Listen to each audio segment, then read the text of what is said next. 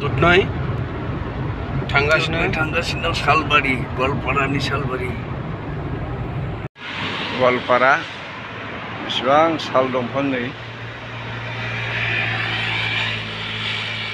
बे दक्षिण गवालपारा जों दुधनैयाव थांगासिनो दङ बे लामायाव सारि सारि साल बागानल' सालबारि बेनिनो रिजार्भ सालनि रिजार्भ गुबुन दंफां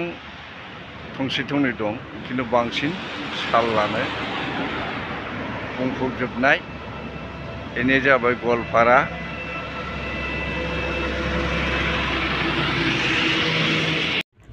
सोङाबा दुधनৈ town In 500 meters, turn left. ये माबाखौसो होदों बे एबसु अफिसनिफ्रायसो हरनाय बे नाम दा जों गवालपारा दुधनैयाव दंफैयो दा बे दुधनै सिनेमा हलनि बिगुमा मा मुं होनोमोन सारनि नामखौ Ambika cinema place Ambika cinema दा बिनि बिगुमा किशोर ब्रह्म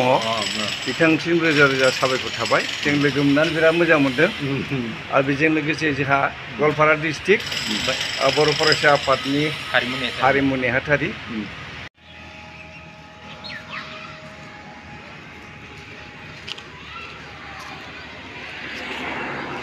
बहा दंफैयो हामैसो आं दा गवालपारा दुधनै दैखंखलारि रायजो राजाफोरनि एबा गामियारिफोरखौ नायनो फैदों आं माने गहपुरनिफ्राय फैदों मा डिस्ट्रिक्ट बेलाय बे गवालपारा डिस्ट्रिक्ट गवालपारानि सोमोन्दै एसे फोरमाय दुधनै आरो जागोन नामा दुधनै बे गवालपारायावनो गोदो जोंनि बर'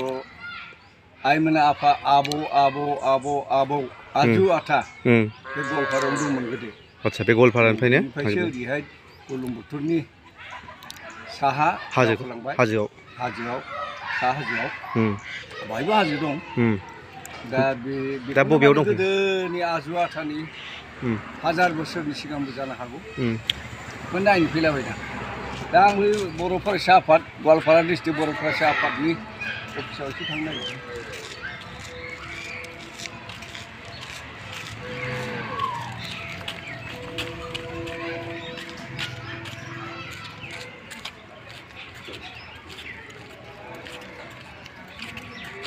आबोबनि अफिस दं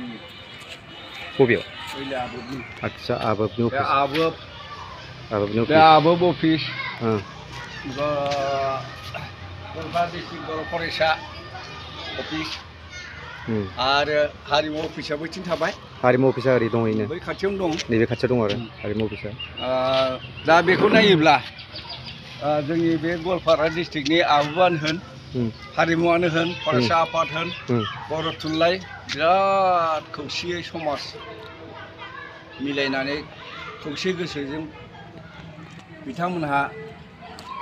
बर' रायजो राजाखौ दैदेनबाय थादों होननानै जों मिथिनो मोन्दों बेनिखायनो रोजा रोजा साबायखर गवालपारा डिस्ट्रिक्टनि फरायसा आफाद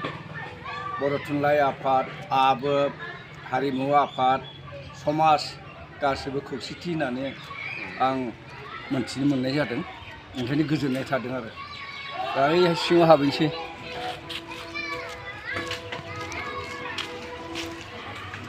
remove your channel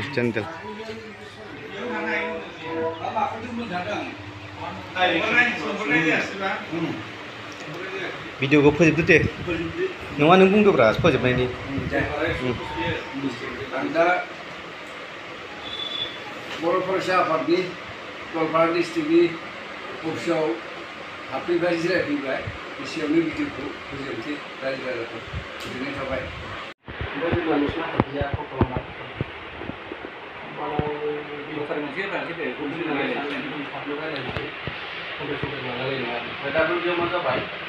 माने ओरैनो अनलाइनानो खालामनो मोनखाया सम मोनखाया आगोल बेयाव माने अनलाइन